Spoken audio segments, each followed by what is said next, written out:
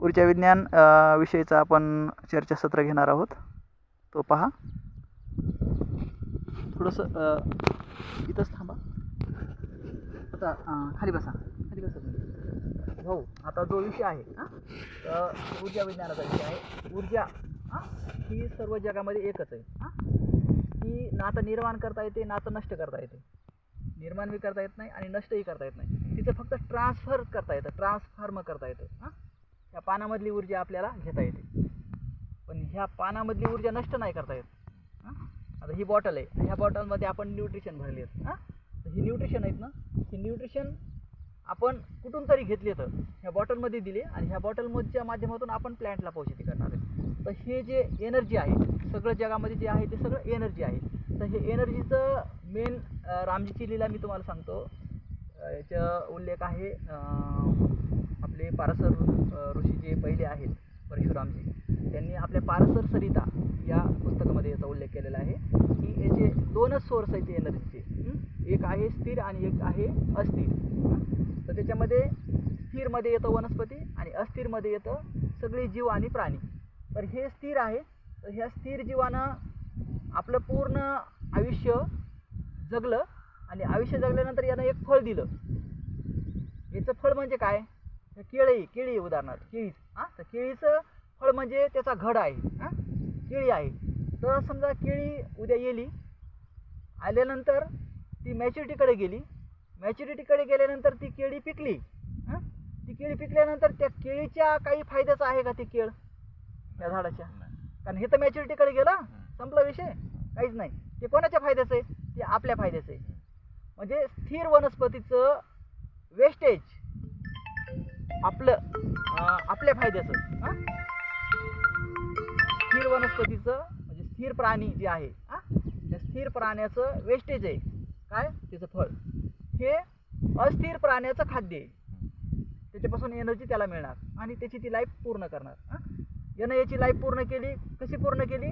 याला कुठून मिळाली एनर्जी?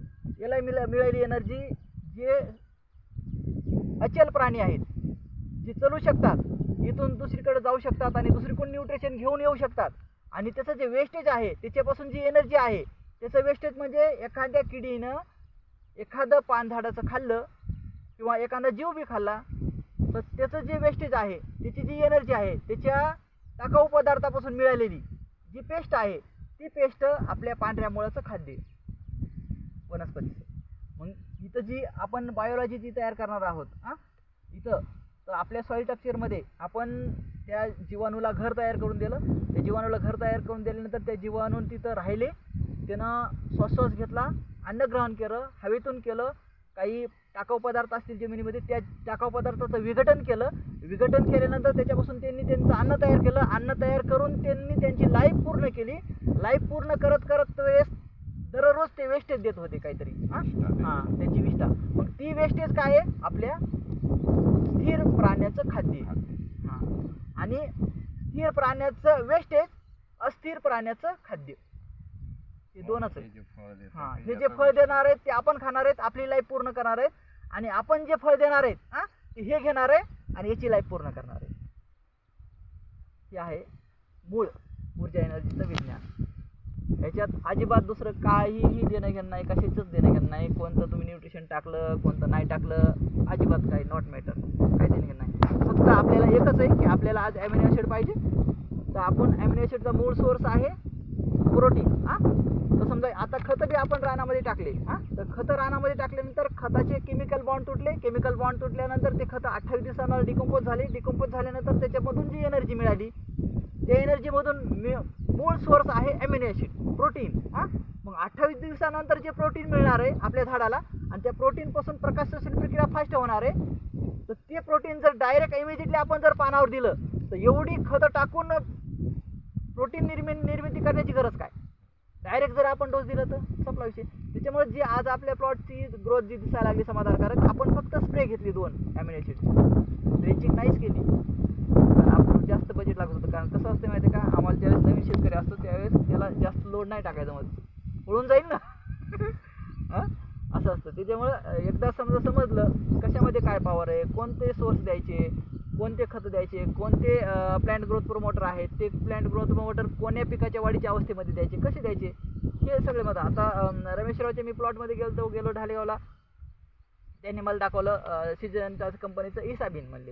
हे दुकानदारांनी दिलं म्हणले, आणि दुकानदारांना आणि यांनी शास्त्रज्ञांनी पण मला युनिव्हर्सिटीमध्ये गेल्यानंतर काय अडचण नाही, शास्त्रज्ञांनी पण युनिव्हर्सिटी गेल्यानंतर सांगितलं म्हणले की अॅमिनो ॲसिड खूप गरजेचं आहे, प्रोटीन देणं, ती तुम्ही घ्या मार्केटमधून. मग त्यांनी घेतलं सिजनच्या कंपनीचं इसाबिन. इसाबिन 1200 रुपये लिटर. इसाबिन आणलं, मला म्हणले ह्याचा स्प्रे घ्यायला सांगितलं आहे. म्हणलं हा घ्या ना, चांगला आहे, 1 नंबर आहे. मग त्यांना माहीत नाही आपलं 500 रुपये मार्केटपेक्षा दुप्पट रेट चाललं आहे मार्केटला. पण कसं आहे, न्यूट्रिशन पोषिती करणं हे महत्त्वाचं आहे. नॉट मॅटर किंमत काय आहे, प्राईस काय आहे, काही देणं नाही. आपल्या झाडाला योग्य वेळेमध्ये ते न्यूट्रिशन पास आउट होणं महत्त्वाचं आहे. त्याच्यामुळे एनर्जी काय सांगते की ह्या ब्रह्मांडामध्ये जी आहे हे फक्त एनर्जी आहे एक, ती ना तर बनवता येते ना तर नष्ट करता येते. याचे सोर्स आहेत, त्याचे सोर्स घेऊन ते सोर्स कोण्या पिकाच्या वाढीच्या अवस्थेमध्ये त्याला पोषित झाले पाहिजे, एवढं टेक्निक जर शेतकऱ्याला समजलं बस हे महत्त्वाचं आहे. कारण हेच समजत नाही ना. आता आपला जे प्लॉट आहे आज जवळपास कंप्लीट 45 दिवस झाले आज. म्हणजे 1 तारीख 1 जुलै ते तर 3 जुलैपर्यंत आपण लागवड झाली समजा. नाही, 1ची धरा आपली 30 जून, 1 जुलै आणि 2 जुलै असं 3 दिवसात झालेली. त्यातला मध्ये 1 जुलै पकडतो आपण. आज 15 तारीख आहे आपली. तर 1.5 महिना आज कंप्लीट झाला. तर 1.5 महिन्यामध्ये आपल्याला आपल्या झाडाच्या ग्रोथच्या हिशोबानं एका दिवसाला अर्धा इंच पान वाढत असतं, अर्धा इंच ग्रोथ असते. तर आज 15 दिवस, हे 45 दिवस आहेत. 22.5 इंच. 22.5 इंच आपली लेंथ पाहिजे. कुठून माहिती आहे का, मुळी ते झाडाचा शेंडा आपली जास्त आहे. मुळी ते झाडाचा शेंडा मी तुम्हाला सांगितलं का नाही रमेशराव? आपलं पान याच्या निम धरा. आपलं पान याच्या निम म्हणजे 11 इंच पाहिजे आपलं पान. आम्ही मोजलं, आपलं टोटल पान प्लॉटचं 15 इंचच्या पुढे, 14-15 इंचच्या पुढे. आणि याच्या बुंदा पाहिजे फक्त 2 इंच, हे 2% बुंदा म्हणजे स्टंप झाडाचा. कशाच्या 2%? ही जी पूर्ण ग्रोथ आहे ना, नाही मुळीपासून ते शेंड्यापर्यंत जी ग्रोथ आहे याच्या 2% बुंदा पाहिजे. 2% म्हणजे 4 इंच. समजा 3 फुटाचं झाड आहे. 3 फुटाचं झाड आहे. ते किती झालं? 36 इंच. त्याचा तिसरा हिस्सा 3.5 इंच.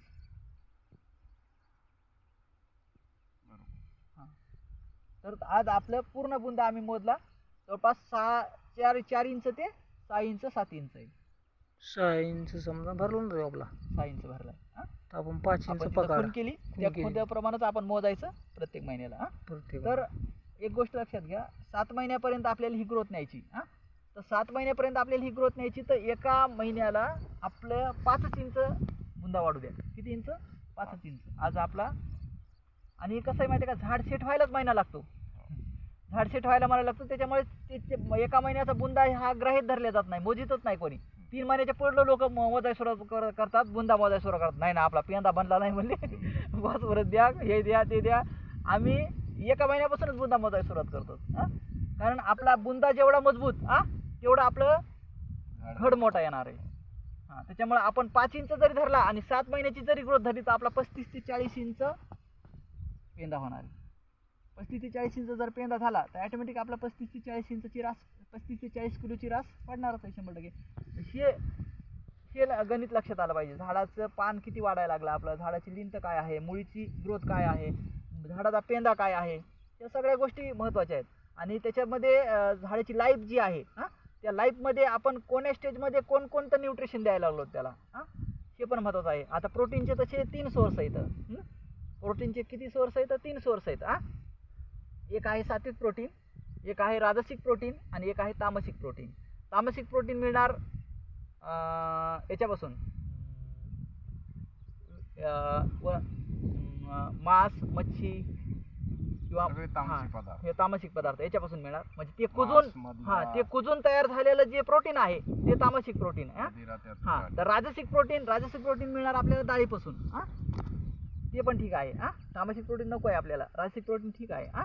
आणि एक आहे सात्विक प्रोटीन. ते फक्त गाईच्या दही, दूध, तूप या पंचतत्वापासून मिळतं. आपल्या याच्यामध्ये सात्विक प्रोटीन, सात्विक आणि राजसिक दोन्ही पण मिळतं, तामसिक नाही. आणि आपण प्रोटीनचे दोनच सोर्स घेतो, सात्विक आणि राजसिक. तामसिक यूज नाही करत. आपले जी बी आहे औषधं किंवा जी बी काही मी तुम्हाला देईल एनर्जी सोर्स, हे सगळे सुगंधित पुष्टीवर्धन वाचणार. ओम त्र्यंबकम यजामहि सुगंधिम पुष्टीवर्धनम उर्वारुकमेव बंधनानं मृत्युर्मोक्षी यमामृता. तर आपण सुगंधामध्ये राहणारे प्राणी आहोत. वनस्पती आहे, वनस्पती पण सुगंधामध्ये राहणारे प्राणी आहे. ही वनस्पती आहे. वनस्पतीच्या शेजारी तुम्ही एखादं पाहिलं असेल, ऊस आहे आपला. ऊसाला आपण तार लावतो. ताराला ताराला चिटकून एखादं डुक्कर मरतं. डुक्कर मेल्यानंतर ते डिकम्पोज होतं. त्याच्या शरीरातून जे वेस्टेज बाहेर पडतं, तर ते नुसते त्याच्या शेंटनं आजूबाजूची झाडं जळतात. हो, बघितलं? हे दुर्गंधी पुष्टीवर्धनम, हे दुर्गंधीचा प्रभाव आहे. मग सुगंधीचा प्रभाव म्हणजे आपण जर समजा एखाद्या रूममध्ये कोंडलं आणि त्या रूममध्ये जर समजा सडका मासाचा जर वास असेल, तर आपण काही सेकंदामध्ये हे होऊ, बेशुद्ध होऊन पडू. का? कारण आपण सुगंधी पुष्टीवर्धनामध्ये राहणारे प्राणी आहोत ना.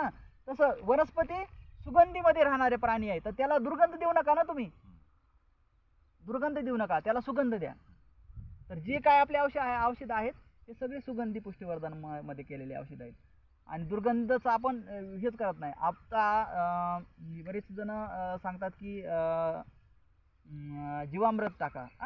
तर जीवामृत टाका हे ठीक आहे, पण जीवामृत हे 42 तासामध्ये 72 तासामध्ये वनस्पतीच्या बुडाला पोहोचलं पाहिजे. ही सिस्टीम आहे.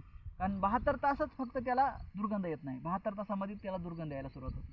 मग दुर्गंधीची एनर्जी नाही पाहिजे, सुगंधीची एनर्जी पाहिजे. मी आता हेच विचारणार होतो तुम्हाला. आम्ही गेल्या वर्षी जर 8 दिवस 15 दिवसाला जीवामृत तयार करून 8 दिवस ठेवतात. आपल्याला आता हे सगळं चालू आहे आपलं, तर त्याची गरजच गरज नाही. मी आता विचारणार होतो. त्याची गरज नाही. हे स्वयंपूर्ण आहे. याच्यामध्ये अजिबात उणीव नाही. उणीव म्हणजे हे एक तर शास्त्राला धरून आहे, दुसरी गोष्ट विज्ञानाला धरून आहे. प्राकृतिक आणि आधुनिक हे दोन्हीचा संगम आहे. प्राकृतिक बी आपण सोडलं नाही. आयुर्वेदिक शास्त्रामध्ये सांगितलेलं, वृक्षायुर्वेदमध्ये असं सांगितलेलं, ऋषीमुनींनी जे अनुभवलेलं. म्हणजे ऋषीमुनी सकाळी पिरत होते आणि संध्याकाळी धान्य घरी घेऊन येत होते. एवढी ताकद होती त्याच्यामध्ये. मग त्याच्यामधली 1% ताकद आपल्याला मिळणार नाही का? मिळणार 100%. मग ते पण घेतलेलं आहे आपण. आयुर्वेद पण घेतलेलं आहे, आणि रसायन पण घेतलेलं आहे. केमिस्ट्री पण आहे आपल्याकडं.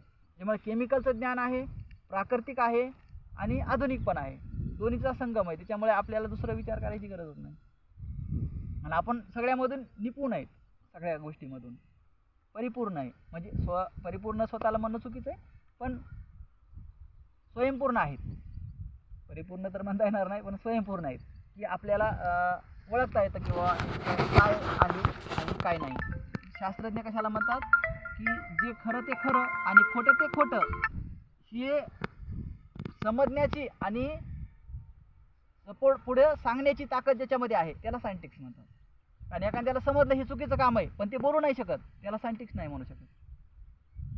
आणि त्याला धाडस लागतं, चांगलं सिद्ध करायला पण धाडस लागतं, आणि ते खोटं आहे हे सांगायला पण धाडस लागतं. हे महत्त्वाचं आहे. त्याच्यामुळे एनर्जी आहे. एनर्जी कशी वापरायची, ती कशी फळाला येते आणि त्याचा सोर्स काय आहे. याच्यात फक्त आता आपल्याला एकच घडलं की काका पण मला एकदा दोनदा म्हणले आळी खूप बेजार करायला लागली. आळीचं बेजार करण्याचं कारण नाही म्हणलं का, आता समजा मी तुम्हाला नाही सांगितलं आजपर्यंत, आज सांगतो. कारण आहे की आपल्या मातीमध्ये फेरस सल्फेट कमी, फेरसची कमतरता आहे. आणि जिथं फेरसची कमतरता आहे ना तिथं आळी बेजार करते.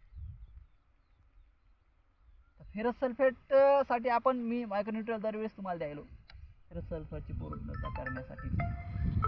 कारण फेरस सल्फेट आपल्याला पूर्ण करायचं. फेरस सल्फेट जेवढं आपलं पानामध्ये जाईल, पानामधून मुळामध्ये जाईल, मुळामधून सॉईलमध्ये जाईल. सॉईलची ज्यावेळेस फेरस सल्फेटची पूर्णता होईल त्या दिवशी धुऱ्या वाळी दिसत पण आपल्या प्लॉट मध्ये नाही. कारण कोणतंही कीड येते कधी त्या न्यूट्रिशनची कमतरता असते म्हणून, तोपर्यंत नाही. कारण आळीला नुसता फेरसचा वास जरी आला ना तर आळी इकडे डोकून मी पाहणार नाही. कारण आळीनं फेरस सल्फेट पर्याप्त असणार तर पान जर करंडलं तर अळीच्या पोटामधले आतडे फाटतात. ते पचू शकत नाही फेरसला, पचू शकत नाही. त्याच्यामुळं डिसीज कधी येतं, फंगल इन्फेक्शन कधी येतं, व्हायरल इन्फेक्शन कधी येतं, आता समजा आपण याच्यात KOH घेतलं आहे, potassium hydroxide, micronutrient plus potassium hydroxide आणि ह्युमिक ॲसिड ही तिन्ही संगम आहेत. तर याच्यामध्ये आपण पोटॅशियम हायड्रॉक्साईड तर KOH म्हणजे पोटॅश आहे याच्यामध्ये. पोटॅश म्हणजे इम्युनिटी पॉवर झाडाची वाढणार. इम्युनिटी पॉवर जर स्ट्रॉंग असेल तर किडीला ते मोजणार नाही, आली तरी येणारच नाही होईल ती गोष्ट, आलं तर ते मोजणार नाही. त्याची इम्युनिटी पॉवर स्ट्रॉंग आहे. ह्या गोष्टी प्रत्येक वेळेस लक्षात घेऊन करणं हे महत्त्वाचं आहे, बाकी काही नाही. आता काल जे आपण स्प्रे घेतलाय डेलिगेटचा, हां ह्याच्यात स्टिकर पण टाकायला हां टाकायला पाहिजे होतं.